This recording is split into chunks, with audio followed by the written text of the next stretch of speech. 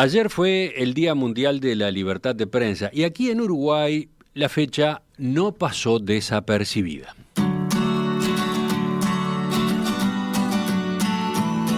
Desde el lunes pasado, el Centro de Convenciones de Punta del Este es sede de la conferencia mundial que la UNESCO organiza cada año para conmemorar el Día Mundial de la Libertad de Prensa. Bajo el lema "El periodismo bajo asedio digital", el encuentro incluye hasta hoy, miércoles, actividades de formación, difusión de informes y herramientas para financiación y protección de periodistas y datos, entre otros asuntos. Unas 1.000 personas están participando de manera presencial, otras 2.000 de forma remota. Ayer, por otro lado, la ONG Reporteros Sin Fronteras divulgó su ranking de libertad de prensa. Este estudio dio que hablar acá en Uruguay, ya que nuestro país, tradicionalmente muy bien ubicado en estos informes, cayó 26 puestos de un año a otro. Bueno, con ese telón de fondo, vamos a conversar en los próximos minutos acerca del estado de la libertad de prensa acá y en el continente, y para eso estamos con uno de los participantes de esta conferencia organizada por UNESCO, concretamente Pedro Vaca, relator especial para la libertad de expresión de la Comisión Interamericana de Derechos Humanos. Pedro, buen día, gracias por acompañarnos. Muy buen día, Emiliano, gracias por la invitación a En Perspectiva de Montevideo.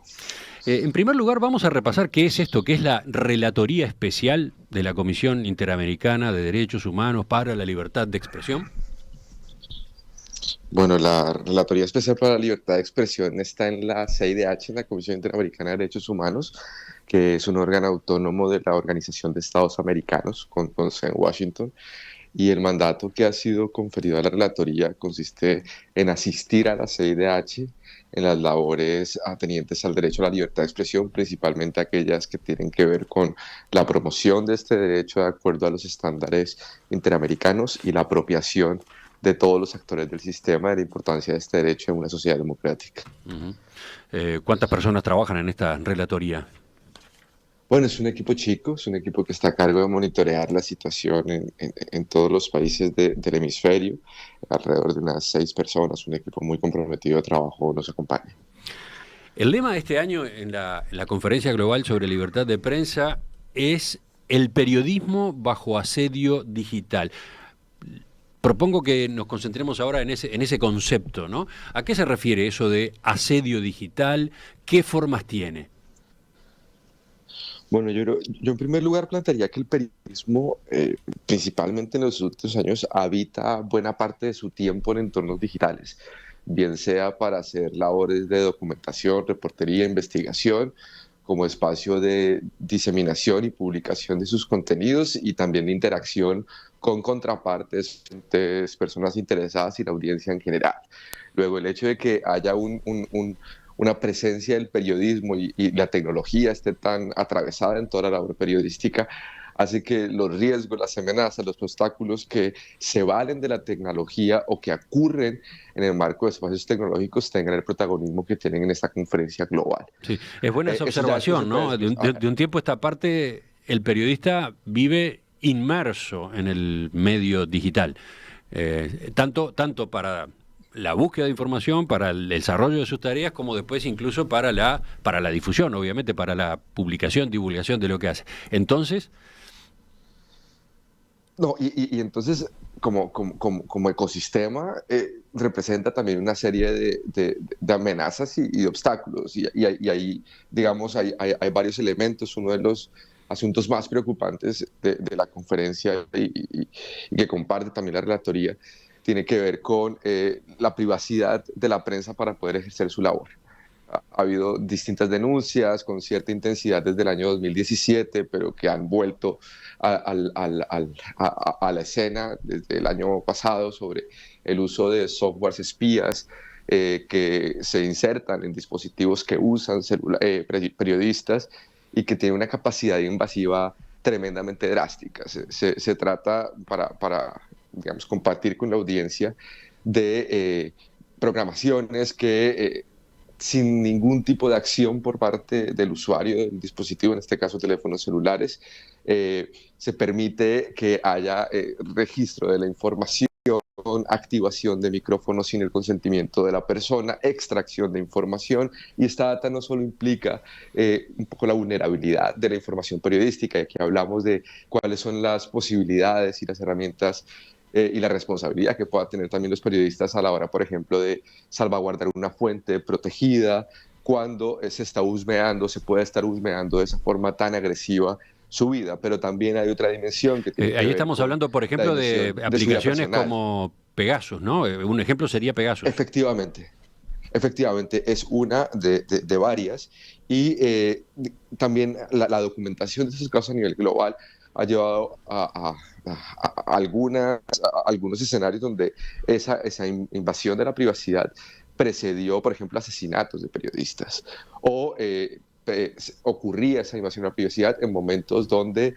las y los periodistas víctimas estaban atendiendo asuntos de alto interés público, estaban en medio de una investigación importante que podía, digamos, interpelar personas poderosas de sus respectivos países.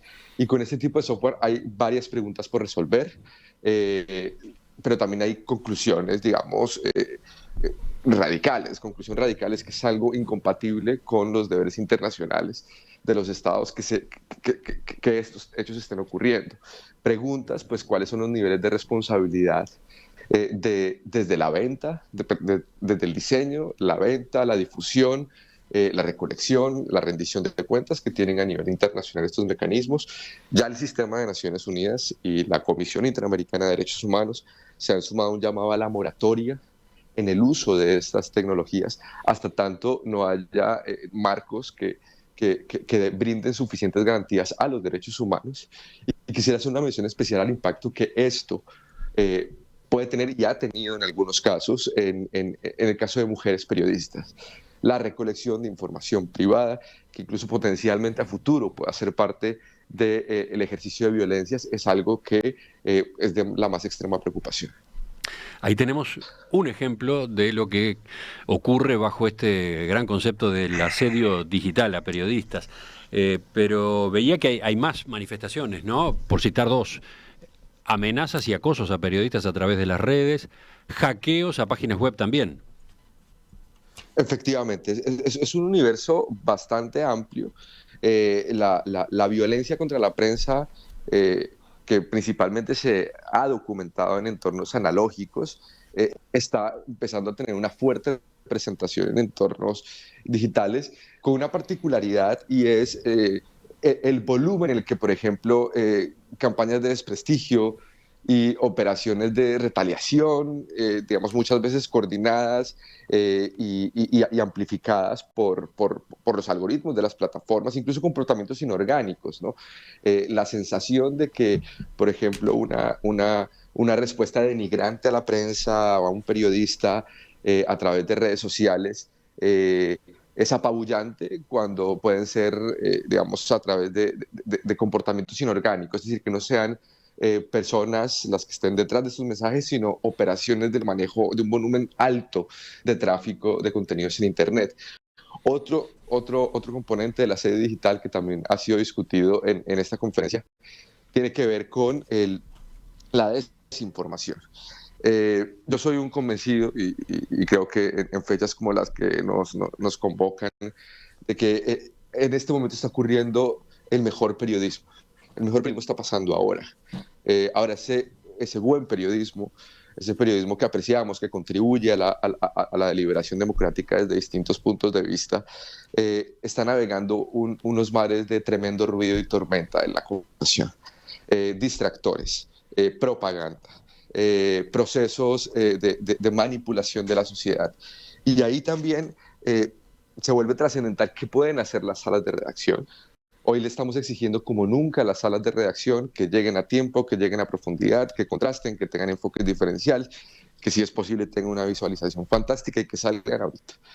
Y las salas de redacción están intentando hacer un esfuerzo y muchas veces pueden responder a ese esfuerzo. Hoy en día, como nunca, y creo que es una de las variables favorables de la tecnología, la prensa está teniendo la capacidad de hacer ejercicios colaborativos en asuntos que van más allá de sus países, con el procesamiento de volúmenes grandes de información, incluso llegando a develar casos de corrupción o hechos cuestionables que van más allá de sus propias fronteras, de las fronteras de sus países, y que permite trazar tendencias de temas relevantes a nivel regional e internacional. Como un ejemplo, los Pandora Papers, uno de los más Los recientes. Eso es Pandora algo Papers.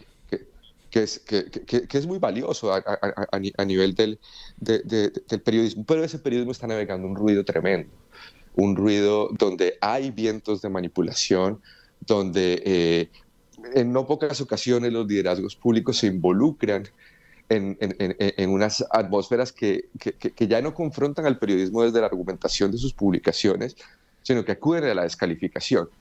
Y es muy difícil, y creo que esto es algo que amerita una reflexión profunda. Hacer periodismo cuando existen este tipo de entornos adversos, muchas veces alentados o funcionales a intereses de personas que deberían estar abiertas al escrutinio público. En el caso de las Américas, ¿qué gravedad tiene este fenómeno del asedio digital? Bueno, si nos devolvemos al primer ítem, hay una asignatura pendiente, ¿no? Y es que cuando se hacen llamados, por ejemplo, a la moratoria en el uso desde organismos de derechos humanos, como en el que yo trabajo, a los estados en el uso de tecnologías invasivas, hasta tanto no existan y no aseguren marcos regulatorios que garanticen derechos humanos, entre ellos la libertad de expresión, pues hay una enorme incertidumbre, porque lo que se conoce de casos documentados puede ser apenas la superficie de un problema más profundo. Es decir, hay un déficit tanto de interlocución en este llamado que se está haciendo, de que los estados sean muy conscientes de las consecuencias que puede tener esto en las garantías de la libertad de expresión, pero también, francamente, puede haber un subregistro. Los dos casos donde se ha podido documentar, y cuando digo documentar no es una documentación ligera, estamos hablando de dispositivos como teléfonos celulares que han sido analizados a través de pericias de centros que han hecho inspecciones sobre los dispositivos y han encontrado el número de veces que fue infectado, los horarios en los cuales se hicieron estos hits o estos ataques, incluso en algunos casos si hubo o no extracción de información. Y los dos casos, digamos, que se han develado con cierto nivel de detalle, incluso, perdón, hay conocimiento sobre medios y periodistas que han sido directamente víctimas de esto, ha sido en México y en El Salvador, que es el caso más reciente, donde hay casos de periodistas donde una sola persona podría haber estado más de un año, ¿no? Digamos, en distintas, con hits o ataques en distintos momentos de ese año. Particularmente frente al caso Pegasus, de acuerdo a la información disponible, esto es una tecnología que en principio se vendería exclusivamente a estados. Sin embargo, los niveles de respuesta en términos de investigación y sanción y esclarecimiento creo que son aún muy deficientes. Hay muchas preguntas a propósito de estos temas que estamos tratando, pero dejando de lado lo que podríamos llamar asedio digital, yendo más en general a la libertad de prensa, ¿qué calificaciones hacen ustedes? ¿Cuál es la situación? ¿Cómo definen la situación en las Américas concretamente? Bueno, es mi preocupación de todos los días, es esa, y las Américas tiene 4 retos muy importantes. Primero tiene que ver con la violencia contra la prensa y lamentablemente la impunidad de los crímenes contra la prensa. Para poner solo un ejemplo de lo transcurrido durante este año 2022, estamos a los inicios del mes de mayo, se registran 4 asesinatos de periodistas en Haití, 8 asesinatos de periodistas en México y un asesinato respectivamente en Honduras y Guatemala. Esto marca un inicio de año muy difícil, entre otras cosas porque en algunos casos la sevicia con la que fueron asesinados estos periodistas marca un nivel de descomposición y de nivel de reproche elevado a los perpetradores, pero también porque algunos de estos periodistas habían acudido a mecanismos de protección antes de ser asesinados o asesinadas. Para Mecanismos ponerlo en de términos muy simples, protección, por ejemplo, ¿cuál?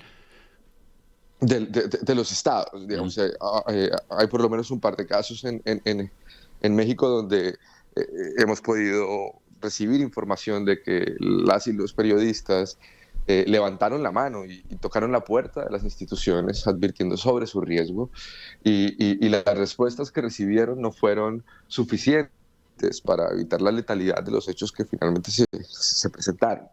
Eh, y esto me lleva al siguiente punto y es, hay una violencia acumulada, es una violencia en la que lamentablemente tenemos varios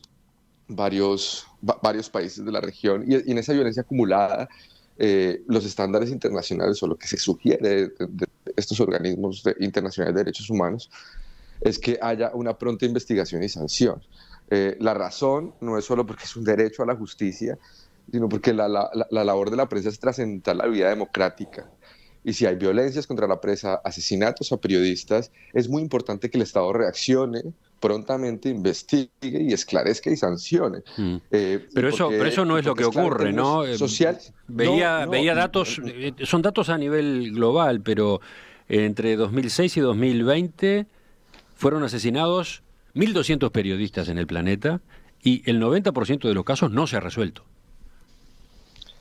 es una barbaridad y cuando no se resuelven los casos, digamos, puede haber varias hipótesis o ineficiencias de los sistemas de investigación o dificultad de los mismos casos que seguramente en algunos casos se presenta, pero también puede haber inercia, inactividad, complicidad, contaminación, incluso conveniencia de la impunidad, porque cuando la prensa pone su ojo en asuntos que son controvertidos y eso implica el asesinato de un periodista, estamos hablando también del mensaje que se envía al resto del gremio y de periodistas Ujú. cuando no hay justicia por el asesinato de uno de sus colegas. Es casi, y seré muy frío en esto, no se atrevan a seguir hablando. ¿No? Es un mensaje muy potente que siembra autocensura. En la región, además, tenemos una tendencia al cierre de las garantías para la participación plural, ¿no?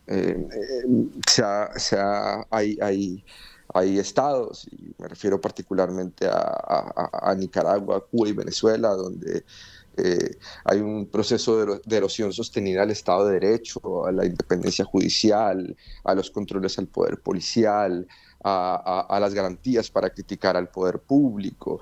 Y esto, digamos, marca, además del escenario de asedio y violencia, digamos, periodistas que tienen a la salida de la puerta de su casa permanentemente a cuerpos policiales. Eh, eh, Implica la conjugación de dos escenarios que son muy complicados para decir la prensa. El primero es la criminalización, la apertura de procesos judiciales que cuestionan y que ilegalizan o que criminalizan la labor periodística, incluso a través de señalarles como agentes extranjeros, como traidores, como discursos de odio. Aquí hay, digamos, cierta manipulación de los discursos de odio para asignar a que la prensa está haciendo discursos de odio.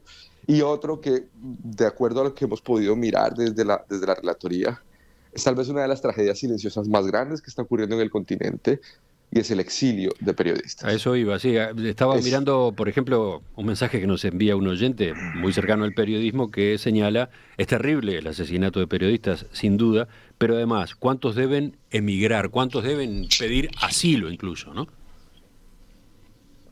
la diáspora y es parte de las reflexiones de mi equipo de trabajo.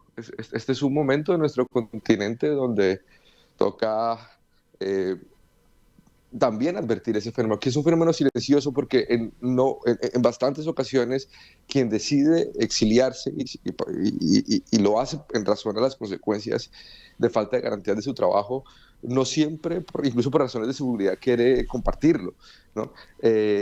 enfrenta, digamos, en el país receptor o en los países receptores, porque en varias oportunidades se convierte en un periplo por varios países de la región, las dificultades propias de una región que está teniendo procesos, digamos, de éxodo y de migración, implica incluso para países comprometidos con la libertad de prensa o que abren sus puertas a periodistas que vienen de espacios cerrados donde les persiguen, dilemas incluso de la capacidad institucional para recibirles. Yo he tenido conversaciones con autoridades de países receptores que dicen, relator, hemos hecho nuestro mejor esfuerzo, pero no tenemos oportunidad de hacer los trámites burocráticos institucionales, porque físicamente somos un país receptor que no tiene esa capacidad. Creo que eso implica no solo el seguir trabajando en la reconstrucción de las garantías en estos países cerrados, ¿no? Sino también en brindar apoyo al periodismo que está en éxodo para que pueda continuar haciendo su trabajo en la medida de lo posible, y también a los estados que brindan una institucionalidad que les pueda acoger. Sí, ahora quiero preguntarle a propósito de Uruguay y a propósito de situaciones más cercanas a nosotros, pero para terminar, teniendo en cuenta que mecanismos de protección como los que existen no terminan siendo efectivos, en esos países o en general en los países de las Américas, ¿cuál es la alternativa? Yo creo que puede conectar bastante bien con la solución. Yo creo que los mecanismos de protección tienen que existir, pero algo que vemos con mucha preocupación es que hay medidas que se pueden tomar para prevenir las violencias contra la prensa y que requieren no de grandes sumas de dinero, sino requieren de unos altos compromisos de sus líderes públicos con la labor de la prensa. Este es un momento donde tal vez valga la pena como afirmar unos mantras, ¿no? La libertad de prensa requiere de poderes ejecutivos meticulosamente respetuosos de la libertad de prensa, requiere de parlamentos muy convencidos, con profundas convicciones del pluralismo en el debate público, de la diversidad de ideas, para que sus actividades legislativas abrace el pluralismo y la libertad de expresión y no la imposición de relatos únicos.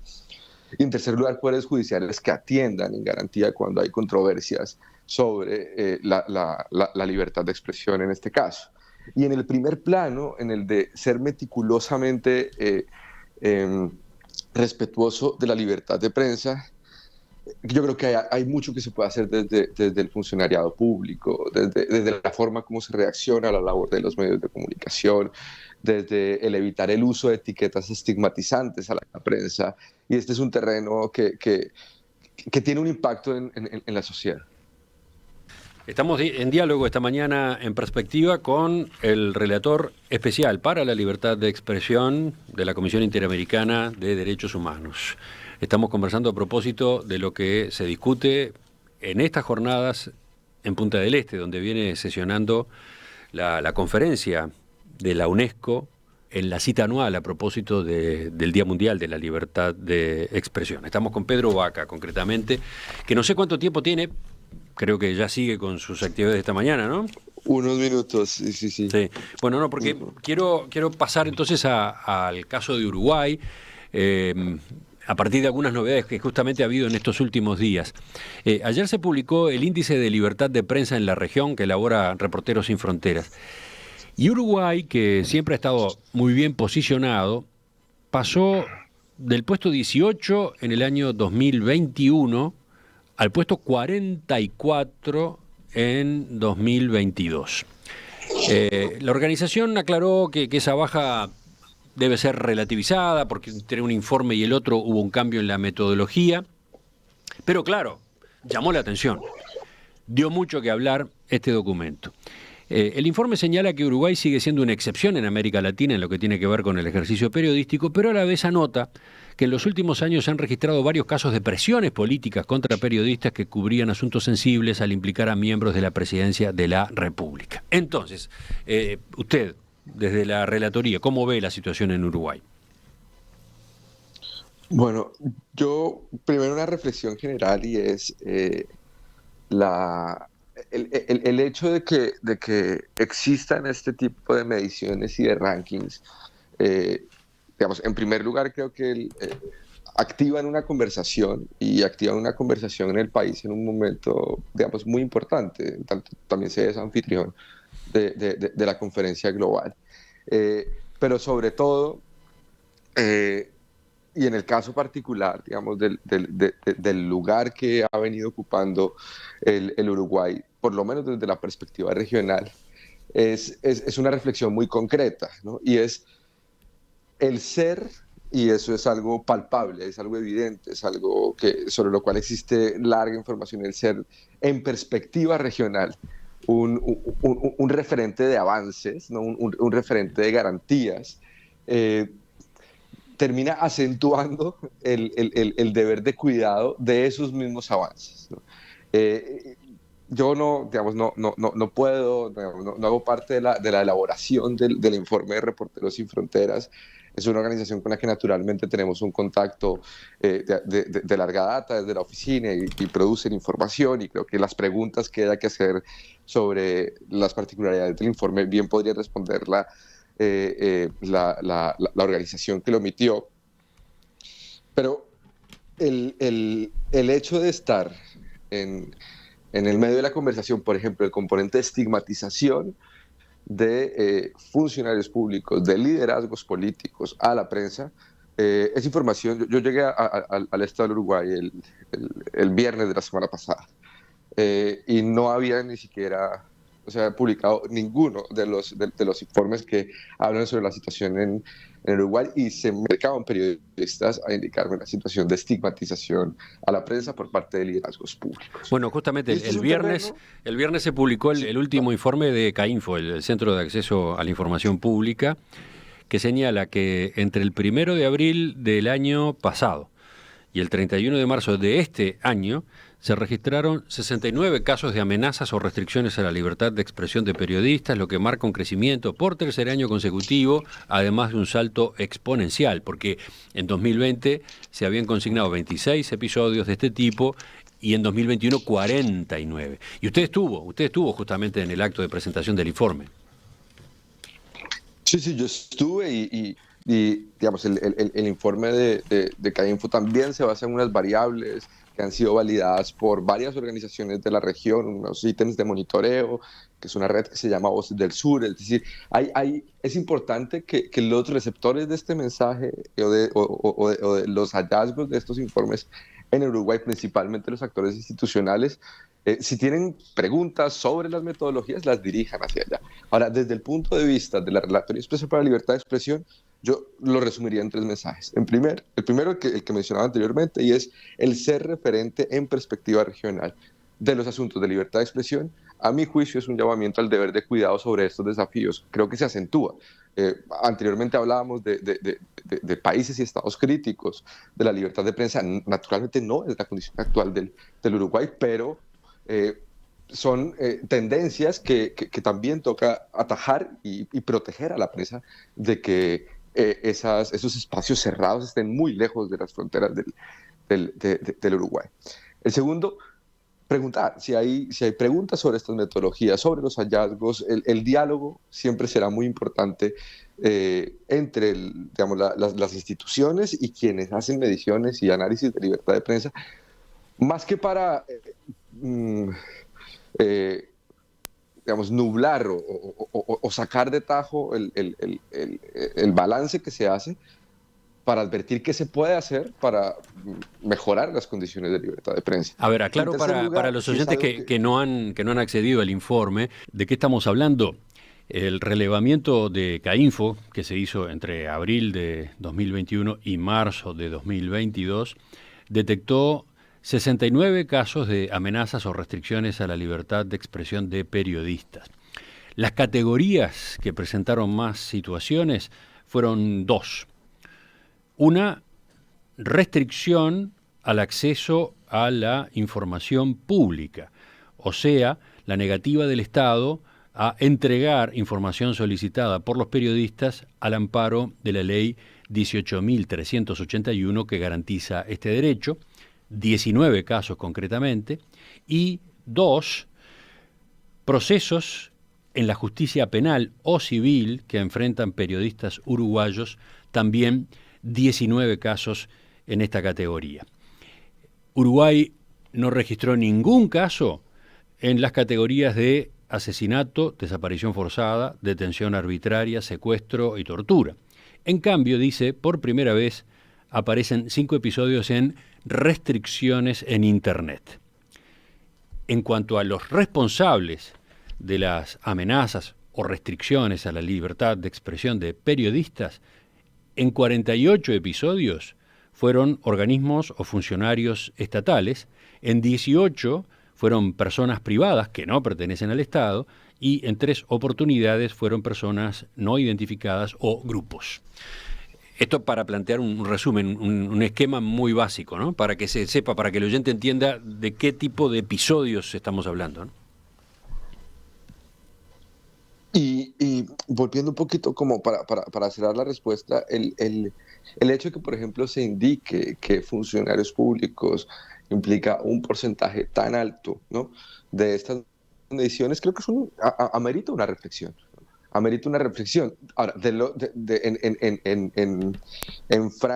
digamos, con el balance regional, yo también he de decir que, por ejemplo, la participación de la Cancillería del Uruguay en las conversaciones regionales y continentales sobre libertad de expresión es notable.